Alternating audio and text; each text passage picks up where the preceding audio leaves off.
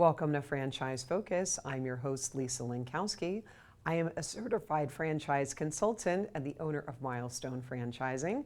Franchise Focus is all about talking about the thousands of franchise concepts that are out there. And my guest today, this concept needs no really big introduction, but we've got Eric Arntson, who is the Chief Viking Officer for Five Star Pizza, otherwise known as Dominoes. Welcome, Eric.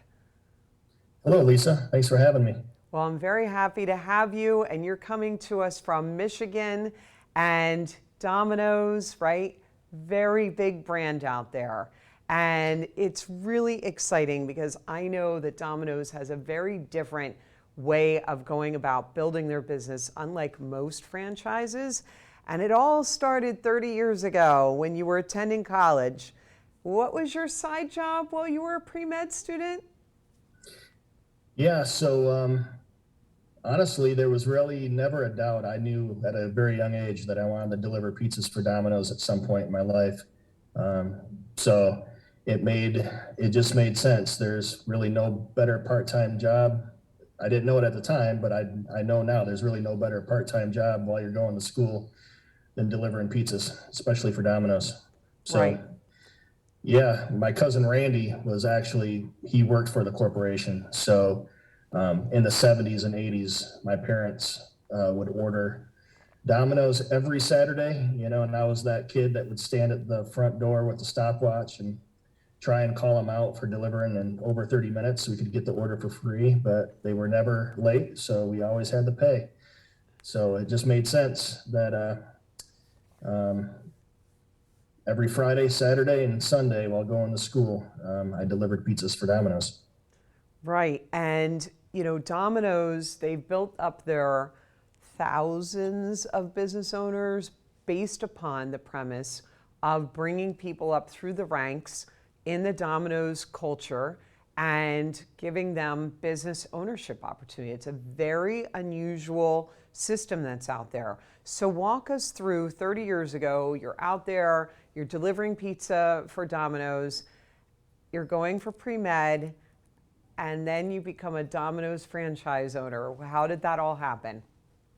Yeah, for sure. It almost kind of, I think maybe happened well, I'm sure it was an accident by the brand, but I certainly didn't start off working for Domino's thinking I'd be a franchisee. One of the things that sets Domino's apart, I believe, from maybe some other brands is, we are a fully cross-trained business. So if you deliver for Domino's, you don't just deliver. So almost immediately I was, taught how to make pizzas, taught how to tend ovens, just part of that, the fun of the daily grind of operations to take great care of our customers and give great product. So Domino's does a good job of fostering,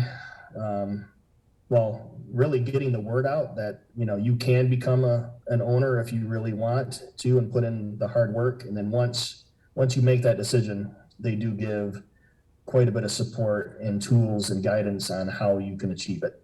So I don't know, 2.5 years after I started delivering for Domino's, that's when I made the decision to pivot and leave the pre-med goal aside and stick to business. And yeah, that's all she wrote. That's how I made the decision. They're immersing you in the brand from the beginning. They're immersing you in there, which I think is brilliant, that you don't just know one area, you know all of them. And then slowly kind of getting their tentacles around you, bringing you further and further in. Family supportive when you go and make this decision to walk away from pre-med? I will say that my dad was a little less than enthused at the time. He did come around though, once he realized that, it was a good decision. I come from a family where, a lot of people, you have a job, you go in, you work your job and you come home and get a paycheck. Only a few people in my family have ever gone the business ownership route. So it was kind of, well, it was very foreign for my dad. But he was able to live long enough to see us succeed and grow, and that's pretty cool. And was super happy for you and proud, no doubt. So you're in college. You don't have the money to go and, plunk down to buy a business. So how did that work all those years ago? Because they don't provide financing. No, there's no doubt, becoming a franchisee, probably of really any brand, the financing side, the money piece is probably got to be the biggest hurdle to jump. And I certainly didn't come from, a bunch of money. So I had to get fairly creative. I was pretty fortunate. I had an uncle that was in business. He owned an electrician company, and he owned a bunch of commercial real estate. So he mentored me. He actually helped me purchase my first commercial property, which is where I built my first store. A lot of times, a first store franchisee, they'll purchase an existing store. I kind of broke the mold a little bit, and my first store was a ground up build. So I was able to, build the store with a little less capital than, say, if I was going to purchase an existing location, which might have cost a little bit more because of the buying the business per se. So he helped guide me with that portion. I was lucky and fortunate to get a small loan from my dad, a small loan from my uncle, and my wife's grandfather actually loaned me some money to give me the working capital to be able to get approved for my SBA loan. That Nice. was that was a big hurdle to jump at 22 years old without any experience. Right. But they approved it, and You were off to the races. Domino's might not give us support, but Domino's, just by being such a successful business and proven concept, I know that the bank did feel more comfortable from the beginning. It's not like I was opening Eric's Pizzeria or something like that. Right, right. But it's still a hurdle, to your point, that the bank is going, okay, we have to take our bets on this young guy, and we don't know about this, right? Even though it's got that brand, it's still going to be a little bit hairy for you to get in there. So you go and you open up your first Domino's location. Now, just to remind the audience again, this was 30 years ago. Tell me about the cash flowing, because this is pretty amazing. What was the, typically I tell my candidates, listen, it could take you a year before you start to cash flow. What was it like for you? No different. I looked at it as, it was my first and foremost and most important responsibility was to make my break even as low as possible, so I could survive that first year. Domino's is no different than probably any food business out there. The majority of our costs are food and labor, which have definitely gone up significantly in the last 30 years. But one thing that, I could from the very beginning control was my labor. So, I'm pretty proud to say, for the very first year, I worked every day, open to close, 365 days. I even went in on Christmas Day and did a lobby paint refresh because, we weren't open. So I was able to drive my break even down, survive that first year, gain all the knowledge, and, be able to get in a position to be able to grow.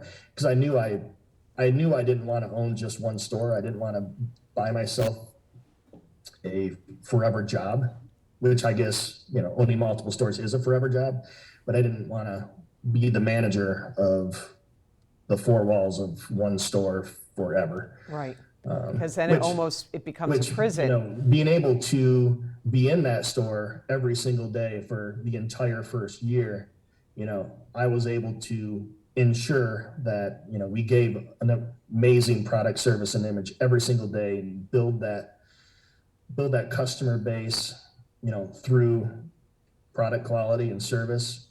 That first location actually had the highest dollar per address of any store in the country for a while. So the largest market share of any store in the country, which I'm also pretty proud of. Right. And, franchising is all about scaling, right? So when someone tells me they just want to own one quick service restaurant, I'm like, yes, you're buying a job and one that you're going to be very unhappy with at the end of the day. So when does it occur to you, you've got your first store going, it's going well, you've now successfully, you've got cash flow coming in, starting to pay yourself. When do you go, I think I want to own another one? Well, for me, that was probably almost exactly about a year into it. There's several thousand stores in the country, so there's opportunities that come up often. My particular opportunity came up and it kind of fit perfectly geographically to where there was a franchisee that was looking to exit, and he had 5 locations. Where I jumped from one store to 6, which was incredibly difficult.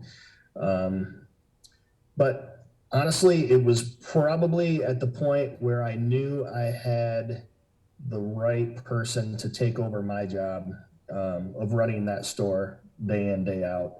Because you can't grow unless you've got the right people in place. And I felt like I had that. And that's when we decided to grow. So a year later, you go from your first store to, I'm now going to be the proud owner of 6 Dominoes locations, right? And these were already up and running. They're already, going. Now you've got to come in. You've got to put your culture, your fix whatever it is that you want to make it your own. Even though Domino's is a template, everything's the same, but you want to make it your own. You want to put Eric's spin on it, right? And get the staff trained the way that you want them to be. How difficult of a task was that? Honestly, it wasn't difficult at all.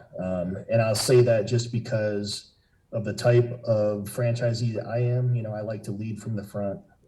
I'm definitely the guy that's in the store, making the pizzas, delivering the pizzas side by side with my teams. And I've always felt like that was the way to build your team. And I gained a lot of respect and gained a lot of great team members. I've got quite a few team members that still work for me today that worked for me, in 2021 when I made that big jump. 2001, I'm sorry, Right. 2021. Right. Okay, well, we are going to fast forward and talk about where you are today. When we get back from break, we're going to hear a quick word from our sponsor, Zoom One Media, so stay tuned.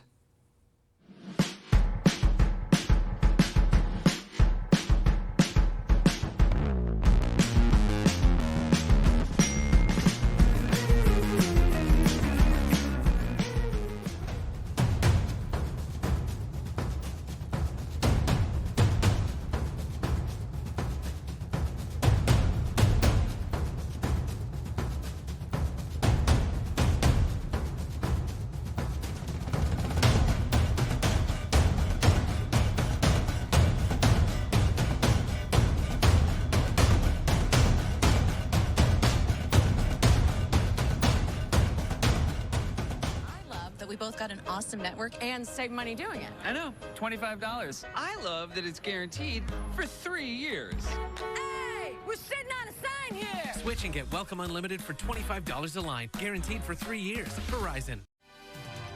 Have you heard? Join me, Heather Darling, weekly for a different spin on politics, business, law, and other key issues you will not want to miss right here on RVN TV.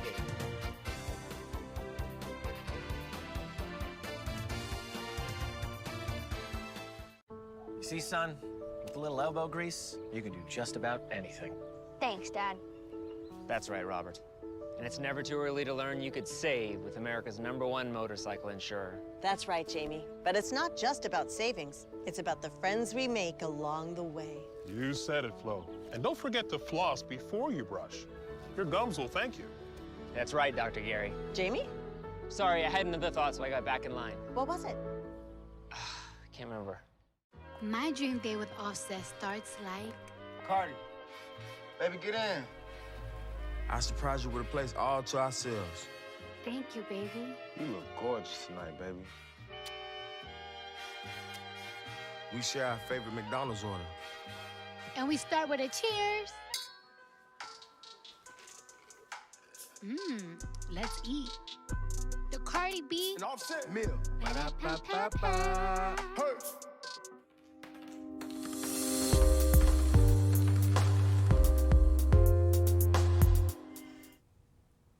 Welcome back to Franchise Focus. I'm your host, Lisa Lankowski, sitting with Eric Arntson, who is the Chief Viking Officer, I love that, of Five Star Pizza Company, otherwise known as Dominoes.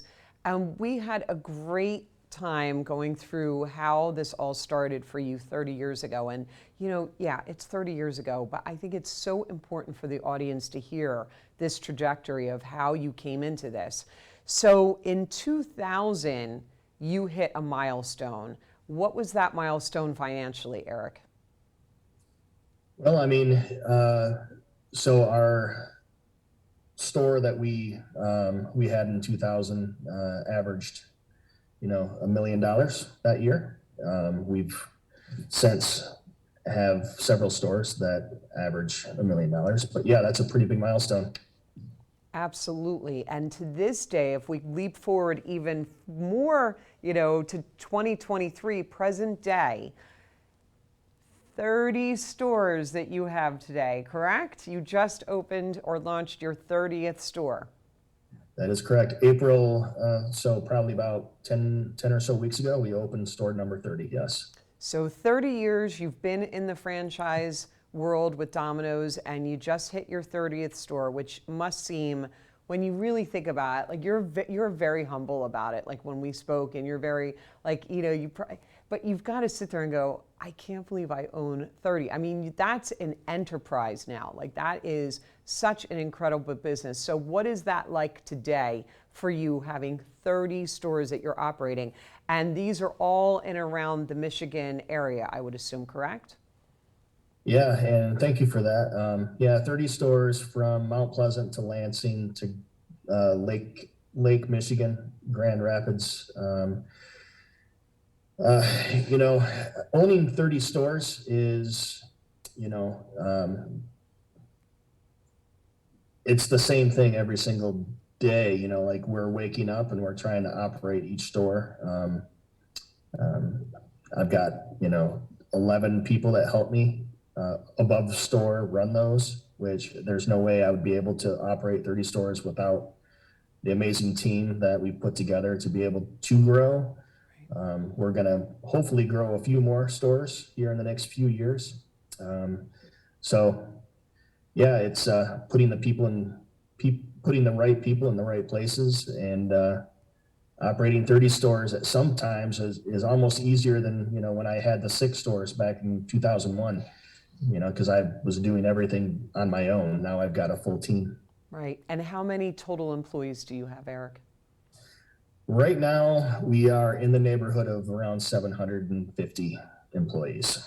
Wow. And, you've got the labor challenges, but again, it goes back to when you put your mind as to how this is going to be set up, then partnering that with the Domino's culture, then you're sitting there able to keep going and growing additional businesses even through one of the most challenging times ever, and yet you're still growing. So it does show people and my candidates who are so worried about that labor piece that it can be done. Not saying that it's easy, but it can be done, right? Absolutely, and there's no doubt. I mean, the labor piece today is without question the most difficult part of growing your business, which I think I said earlier, you have to you have to find the right people. You shouldn't grow unless you have those people. But that is my team's ultimate 100% focus, is building a bench and finding the right people, developing the right people. Because people work for people, they don't work for companies. And we preach that every day. So we try and get out there and inspire and develop.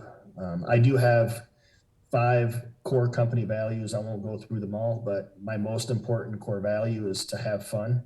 So we try and incorporate having fun with absolutely everything we do. I worked in a store last night and, with a bunch of team members that I had never met before, and we had a bunch of fun, and I guarantee that they're going to be there today and continue to have fun because, I made them have fun last night. Right, exactly. And that's the name of the game, right? You want to be able to enjoy what it is that you're doing, because then it just makes it that much better when you're going back. All right, so you were an inspiration for me. I'm a monthly contributor for Franchise Wire, and this is June, and it's the month of Father's Day. And last month I wrote a whole article about franchising is great for moms, and this article is all about building an enduring legacy and what dads can bring to the table with franchising. This is a family affair for the Arntson family. Tell us all about that. Yeah, I consider myself one of the luckiest people on the planet. I've got 4 amazing daughters. They've all grown up in the brand. Abby, our oldest, my wife Stephanie and I, Abby was not even one year old when we franchised. So she literally grew up in a Dominoes uniform. One of the reasons, I never had a goal to become a 30-store franchisee. I just wanted to have enough stores that I could own and operate successfully and well. But having my children involved in the brand has given us that extra spark to be able to have the energy to get out there and grow. Because it is incredibly difficult. Like you said, especially in this environment. But having the ability to go and work in a business that I love and passionate about with, my children that is also passionate about the same thing. It's a phenomenal recipe for, well, like I said, having fun. Right. And your wife also is a big champion / cheerleader. She has her own career, but she will help out and be in the drive-through window from time to time, right? Absolutely. Now, Stephanie and I, we go way back. We've met in middle school, but we've been high school sweethearts, and she has always been there and supported me and my dreams and the company. She did go on a separate. Well, she also raised our 4 kids while I was building the stores. But she has her own career. But when we just opened that store back in April, she was in there every single day for the first week and a half. Came in and helped work the front counter and do anything that she could to help support. To be successful in food, it is absolutely a lifestyle. I know that when she comes in and helps, she doesn't even feel like she's working. She is coming in and helping. And that's a very valuable thing for myself and the company to be able to have the support of her.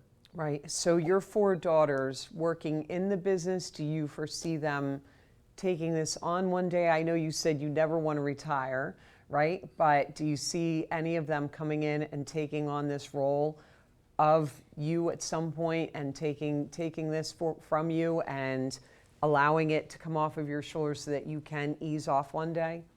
Sure. The jury is obviously still out with the 17-year-old and the 19-year-old.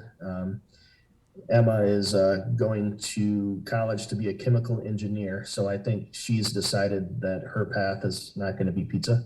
But Olivia, she's a senior in high school. She's still trying to figure that out. But our oldest, Abby, the one that, like I said, has grown up in the brand, Right. she made the decision to do Domino's as her career. Right. And she's already made a name for herself. We all write our own books. And she has done a phenomenal job writing her own in, say, My Shadow.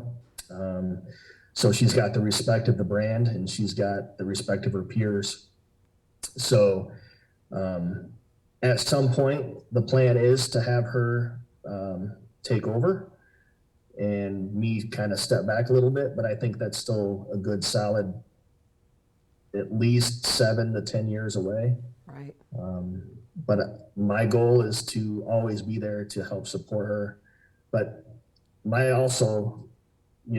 biggest goal too would be to have her become better at this than I am, where she doesn't need me anymore, which probably isn't going to take very much. Right. And that's bittersweet, right? It's a bittersweet thing, but at the same time, it's really what the end game is. The end game is to get to that point where you can step back and look at what you've built, which is incredible, and then continue on with whatever the next chapter is for you. And I know, and we've run out of time, but I know I'd asked you what your biggest regret is, because, this is no easy undertaking. And you had said that you wish that you had bought Domino's stock years ago, back when it was, how much? Yeah, at one point, DPZ stock was $3 a share. Hindsight's 2020, but should have sold everything I owned and put it in that, because be a billionaire by now.